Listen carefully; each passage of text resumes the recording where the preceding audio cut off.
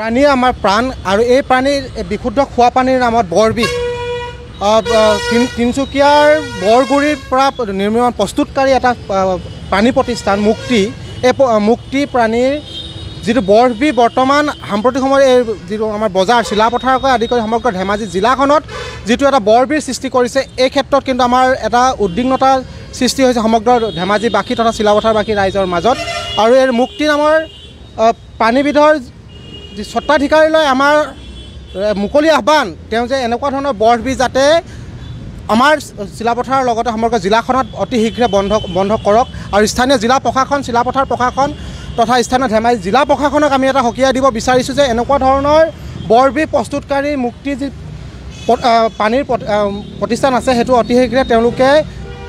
ন্যায়িক ব্যৱস্থা গ্ৰহণ কৰিব লাগে আৰু ন্যায়িক ব্যৱস্থা গ্ৰহণ কৰি কঠোৰ শাস্তি প্ৰদান কৰি আমি পোনপ্ৰথমতে দাবী জনাইছোঁ লগতে আপোনালোকক দেখাব বিচাৰিছোঁ যে এটা চিল পেক থকা মুক্তিৰ পানী সেই পানীৰ ভিতৰত কিন্তু ক্ষুদ্ৰ ক্ষুদ্ৰ কণিকা আৰু শেলাই আৰু পোক আমি দেখিবলৈ পৰিলক্ষিত হৈছোঁ তেনে ক্ষেত্ৰত আমি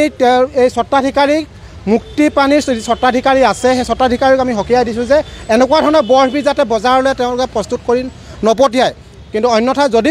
পুনৰবাৰ তেওঁলোকক আমি সকীয়াই দিছোঁ যে এনেকুৱা ধৰণৰ যদি পুনৰবাৰ তেওঁলোকে প্ৰস্তুত কৰি পঠিয়ায় তেওঁলোকে কিন্তু ভয়ংকৰ আমাৰ বিৰোধ